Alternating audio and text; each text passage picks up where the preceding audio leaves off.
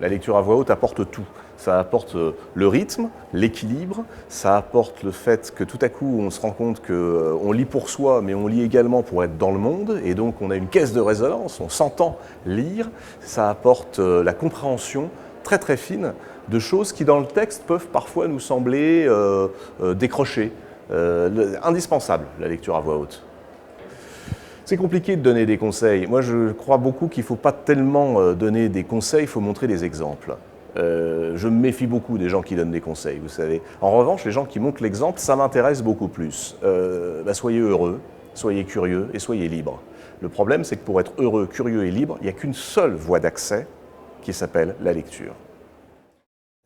Ce que représente la littérature jeunesse, les lecteurs de demain, c'est-à-dire ceux qui, aujourd'hui, vont se former, comprendre, apprendre, découvrir une façon d'être eux-mêmes et donc d'être demain, après-demain, ceux qui peut-être écriront et ceux surtout qui vont aller dans les librairies, les faire vivre, les librairies indépendantes évidemment, et qui seront les lecteurs et les téléspectateurs des futures grandes librairies. Donc c'est très important la littérature jeunesse, c'est capital, il faut absolument la défendre, la bonne.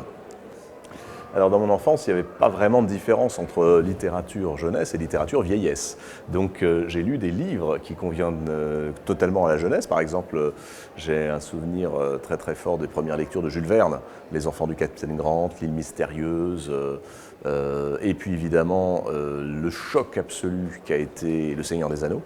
Très jeune, je crois que c'est en 6e que j'ai lu ça, Le Seigneur des Anneaux, mais qui ne me semblait pas être particulièrement un livre de jeunesse. Les mythologies grecques notamment, ça a été des moments très très importants. Et puis, je dois confesser une autre lecture de jeunesse qui est Corto Maltese. Alors ça, Corto Maltese joue un rôle absolument capital, mais je ne sais pas s'il faut classer ces auteurs-là dans la littérature jeunesse. Disons que c'est de la littérature. Vous savez, il n'y a pas vraiment de différence entre littérature et littérature jeunesse. Celui qui m'a le plus marqué, c'est Le Comte de Monte Cristo, d'Alexandre Dumas, lu je pense à 12 ou 13 ans, parce que tout à coup c'était un univers extraordinairement sombre mélangé à l'univers que évidemment tous les adolescents garçons adorent, c'est-à-dire de l'aventure, de la séduction et évidemment des tirades, le sens des phrases, car Alexandre Dumas est non seulement un grand raconteur d'histoire, mais un styliste injustement méconnu et sous-estimé.